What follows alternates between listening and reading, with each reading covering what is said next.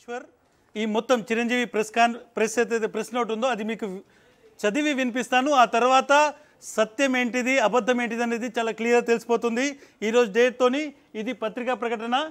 September 20న జరిగిన Andhra Pradesh assembly సమావేశంలో గౌరవ శాసనసభ్యులు శ్రీ కామినేని శ్రీనివాస్ గారు మాట్లాడిన అంశంపై గౌరవ శాసనసభ్యులు శ్రీ నందమూరి బాలకృష్ణ గారు స్పందిస్తూ మాట్లాడినటువంటి మాటల్లో నా పేరు ప్రస్తావనకు రావడం జరిగింది. అసెంబ్లీ వేదికగా గౌరవ సభ్యులు శ్రీ బాలకృష్ణ గారు మాట్లాడుతూ చిరంజీవి గారు గట్టిగా అడిగితే అప్పుడు ఆయన వచ్చాడు అన్నది అబద్ధం, గట్టిగా ఎవడు అడగలేదు అక్కడ అంటూ ఆయన అంత పెద్ద గట్టిగా చెబితే ఈయన దిగొచ్చాడంట, లేకపోతే సినిమాటోగ్రఫీ మినిస్టర్ను కలవనన్నట అంటూ ఒకంత వ్యంగ్యంగా చెప్పడాన్ని నేను టీవీ ఛానల్లో ప్రత్యక్ష ప్రసారం చూశాను. చిరంజీవి గారు చెప్తున్నారు బాలకృష్ణ ఎంత వ్యంగ్యంగా మాట్లాడిందనేటువంటిది చిరంజీవి మాటలు. ఇది మెగాస్టార్ చిరంజీవి మాటలు. ఆయన రాజకీయాలకు దూరంగా ఉన్నారు, ఆయన ఎటువంటి రాజకీయ పార్టీలో ఇప్పుడు లేరు. ఆయన చాలాసార్లు ఇది ప్రకటన చేసిన తర్వాత చెప్తున్నటువంటి మాట. కంటిన్యూషన్లో ఈ అంశంలో నా పేరు ప్రస్తావనకు వచ్చింది కనుక నేను ప్రజలకు వివరణ ఇవ్వదలిచాను. రాష్ట్రంలో వైఎస్ జగన్మోహన్ రెడ్డి గారి ప్రభుత్వం ఉన్నప్పుడు తెలుగు సినీ పరిశ్రమకు చెందిన కొందరు నిర్మాతలు, దర్శకులు, ఫిలిం ఛాంబర్ ప్రతినిధులు నా వద్దకు వచ్చి సినీ నిర్మాణ వ్యయం పెరుగుతున్న దృష్ట్యా సినిమా టికెట్ల ధరల పెంపుల గురించి రాష్ట్ర ప్రభుత్వంతో మాట్లాడితే బాగుంటుందని, అందుకు నన్ను చొరవ తీసుకోవాలని కోరారు. అప్పుడు నన్ను కలిసిన వారిలో శ్రీ రాజమౌళి, కొరటాల శివ, త్రివిక్రమ్ శ్రీనివాసు, శ్రీ మహేష్, శ్రీ ఎన్టీ రామారావు, శ్రీ డివివి దానయ్య, మైత్రి మూవీస్ వారు ఇంకా 2-3 ప్రముఖులు ఉన్నారు. వారి సూచనల మేరకు నేను అప్పటి రాష్ట్ర సినిమాటోగ్రఫీ మంత్రి పేర్ని నాని గారితో ఫోన్లో మాట్లాడాను. టికెట్ల ధరల విషయం మంత్రి గారితో మాట్లాడి చెబుతానని ఆయన నాతో చెప్పారు. ఆ తర్వాత ఓ రోజు మంత్రి గారు నాకు ఫోన్ చేసి ముఖ్యమంత్రి గారు మీతో 1-to-1 కలుస్తారని చెప్పారు, లంచ్కి రావాలని చెప్పారంటూ డేట్ ఇచ్చారు. నేను మళ్ళీ చెప్తున్నాను, ముఖ్యమంత్రి గారు మీతో ముందు 1-to-1 కలుస్తారని చెప్పారు, లంచ్కి రావాలని చెప్పారంటూ డేట్ ఇచ్చారు. ఇది చిరంజీవి చెప్తున్నటువంటి మాట. ముఖ్యమంత్రి గారి ఆహ్వానం మేరకు నేను ఆయన నివాసానికి వెళ్ళాను. నన్ను వారు సాదరంగా ఆహ్వానించారు. లంచ్ చేస్తున్న సమయంలోనే నేను టీవీ పరిశ్రమ ఇబ్బందుల్ని వారికి వివరించాను. ఇండస్ట్రీకి మీకు మధ్య గ్యాప్ ఉందని అందరూ అనుకుంటున్నారని, సమయం ఇస్తే అందరం కలిసి వస్తామని ఆయనకు తెలిపాను. కొన్ని రోజుల తర్వాత మంత్రి శ్రీ పేర్ని నాని గారు నాకు ఫోన్ చేసి కోవిడ్ 2వ దశ కొనసాగుతున్నందున 5 మాత్రమే వస్తే బాగుంటుందని ఆయన చెప్పారు. నేనప్పుడు 10 మంది వస్తానని చెప్తే సరేనని అన్నారు. డేట్ ఫిక్స్ చేశారు. అప్పుడు నేను బాలకృష్ణ గారిని ఫోన్ ద్వారా సంప్రదించడానికి ప్రయత్నించాను, ఆయన అందుబాటులోకి రాలేదు. ఇది చూడండి ఒకసారి. అప్పుడు నేను బాలకృష్ణ గారికి ఫోన్ ద్వారా సంప్రదించడానికి ప్రయత్నించాను, ఆయన అందుబాటులోకి రాలేదు. జమినీ కిరణ్ గారిని వెళ్ళి బాలకృష్ణ గారిని కలవమని చెప్పాను. ఆయన 3 సార్లు ప్రయత్నించినా బాలకృష్ణ గారిని కలవలేకపోయారు. దాంతో నేను ఒక ఫ్లైట్ ఏర్పాటు చేసి ఆర్ నారాయణమూర్తి గారితో సహా మరికొంతమందిని వెళ్ళి ముఖ్యమంత్రి గారిని కలిసాము. ఆ సమయంలో నేను ముఖ్యమంత్రి గారితో సినీ పరిశ్రమ ఎదుర్కొంటున్న ఇబ్బందుల్ని వివరించాను. సినీ పరిశ్రమ ప్రభుత్వ సహకారం అందించాలని కోరాను. అందుకు అక్కడున్న వారందరూ సాక్ష్యమే. నేను ఆ రకమైన చొరవ తీసుకోవడం వల్లనే అప్పుడు ప్రభుత్వం సినిమా టికెట్ల ధరలు పెంపుదలకు అంగీకరించింది. ఆ నిర్ణయం సినీ పరిశ్రమ ఎంతో కొంత మేలు చేసింది. ఆ నిర్ణయం వల్ల మీ వీరసింహారెడ్డి సినిమాకైనా, నా వాల్తేరు వీరయ్య సినిమాకైనా టికెట్స్ రేట్ పెంచడమే కారణమైంది. తద్వారా ఇటు నిర్మాతలకు, అటు డిస్ట్రిబ్యూటర్లకు, ఎగ్జిబిటర్లకు లాభం చేరింది. నేను రాష్ట్ర ముఖ్యమంత్రితోనైనా సామాన్యునితోనైనా నా సహజ సిద్ధమైన ధోరణినే గౌరవం ఇచ్చిపుచ్చుకునే విధానంలోనే మాట్లాడతాను. నేను ప్రస్తుతం ఇండియాలో లేను కనుక పత్రికా ప్రకటన ద్వారా జరిగిన వాస్తవాన్ని అందరికీ తెలియజేస్తున్నాను. ఇట్లు చిరంజీవి. ఇది ఈశ్వర్ ఆయన 3 పేజీల లేఖ ఏదైతే ఈరోజు విడుదల చేశారో పత్రికా ప్రకటన అనుకోవచ్చు. ఈశ్వర్ రైట్. దీని ద్వారా వీళ్ళు ఇంతకాలం చెబుతున్నది అబద్ధం అన్న విషయం తేలిపోయిందా?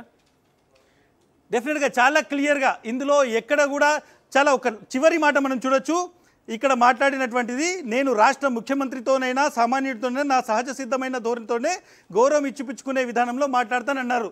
ఇంకా ఎక్కడ చిరంజీవిని అవమానించింది, ఎక్కడ చిరంజీవి గద్దించింది అంటే ఒక అసెంబ్లీలో జరిగినటువంటి ఒక అబద్ధాల కట్టుకథలు ఈరోజు చూసుకుంటే మనం చూడొచ్చు. ఒక గౌరవమైనటువంటి అసెంబ్లీలో జరిగినటువంటి కట్టుకథలని చాలా స్పష్టంగా, చాలా గౌరవప్రదమైనటువంటి వ్యక్తి ఈరోజు చిరంజీవి గారు విడుదల చేసినటువంటి ఈ లేఖతో ఇన్ని రోజులు వండి వారుస్తున్నటువంటి అన్ని అబద్ధాలు అనేటువంటి చాలా స్పష్టంగా తేలిపోయింది. ఈశ్వర్ రైట్. చిరంజీవి గారైనా ఆలస్యంగా స్పందించారు. ఆయన ఎప్పుడో స్పందించాల్సింది, సరే ఆలస్యం అయింది, ఇప్పటికైనా నిజం బయటికి చెప్పారు ఆయన. రెండో విషయం, ఆ రోజు జగన్మోహన్ రెడ్డి గారి దగ్గరికి వెళ్ళినటువంటి మిగతా హీరోలు కూడా ఇప్పటికే ఆలస్యమైనా సరే వాస్తవాలేంటో వాళ్ళు కూడా పత్రికా ప్రకటన విడుదల చేయాల్సినటువంటి అవసరం ఉందనుకుంటారా? ఎందుకంటే ఏమైనా చెప్పనివ్వండి, వాస్తవం ఏం జరిగిందనేది వాళ్ళు చెప్పొచ్చు. వాళ్ళకి ఆ అధికారం ఉంది, ఆ హక్కు ఉంది, వాళ్ళకి ఆ స్వాతంత్రం ఉంది. ఈ విషయానికి సంబంధించి చూసుకుంటే ఆ రోజు నుంచి ఇప్పటి వరకు ఇంక్లూడింగ్ పవన్ కళ్యాణ్ ప్రతి ఒక్కరూ అబద్ధాలు చెప్పుకుంటూ వచ్చారు. ఎక్కడ వాళ్ళను నడిపించారని, అవమానించారని, వాళ్ళతో రిక్వెస్ట్ చేయించుకున్నారని. ఇక్కడ చాలా స్పష్టంగా చిరంజీవి చెప్తున్నటువంటి మాటలు చూసుకుంటే ఆయన ఆప్యాయంగా సాధారణంగా నన్ను ఆహ్వానించారు, 1-to-1 కలిశారు, ఆప్యాయంగా లంచ్ చేయించారు. ఆ తర్వాత మేము చాలా డిస్కస్ చేశాము. ఇండస్ట్రీకి మీకు గ్యాప్ వస్తుందనేటువంటి అనుకుంటున్నారు కాబట్టి మేమందరం వచ్చి కలుస్తామన్నారు. ఆ తర్వాత పేరునానితో ఫోన్ చేయించారు, అందరినీ పిలిచారు.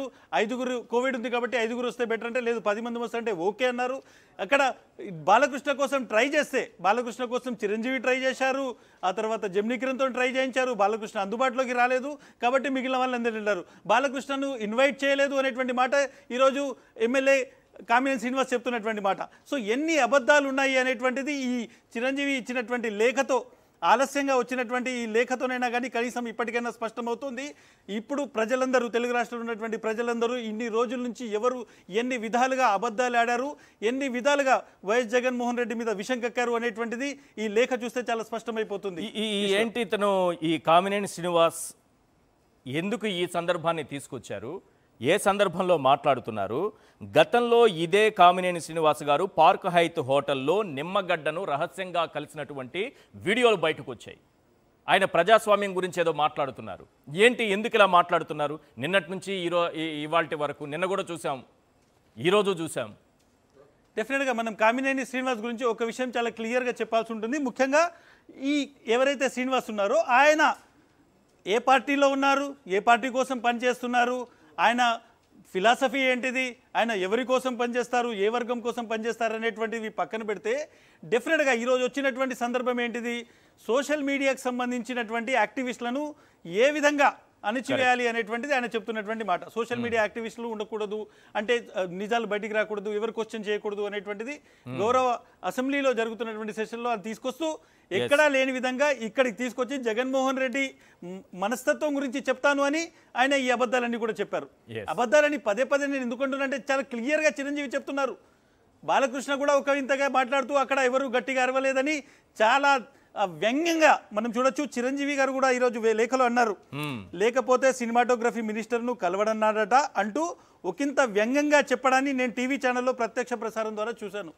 డెఫినెట్గా ఈరోజు ఏ విధంగా అక్కడ ఎందుకు బాలకృష్ణ ఎందుకు రియాక్ట్ అయ్యాడు అంటే ఒక విధంగా చిరంజీవిని చిన్నగా చేసేటువంటి ప్రయత్నం జరిగింది. చిరంజీవి పెద్ద వ్యక్తి కాదు అనేటువంటిది బాలకృష్ణ ఈరోజు అసెంబ్లీ వేదికగా చెప్పేటువంటి ప్రయత్నం చేశారు అనేటువంటి ఒక అభిప్రాయం డెఫినెట్గా వ్యక్తం ఉంది. అందుకోసమే ఈరోజు చిరంజీవి విదేశాల్లో ఉన్న హుటాహుటిన ఈ రోజు లేఖ విడుదల చేయాల్సినటువంటి అవసరం వచ్చింది. బట్ డెఫినెట్గా అబద్ధాలు అనేటువంటివి ఎల్లకాలం ఉండవు, చాలా వేగంగా విస్తరిస్తాయి, వేగంగా అందరి దగ్గరికి వెళ్తాయి. కానీ ఎల్లకాలం అది అబద్ధం లాగానే ఉండదు. దానికి ఖచ్చితంగా విలువేంటిది అనేటువంటిది రుజువైపోయింది ఈరోజు. Eshwar. Right, thank you Ismail.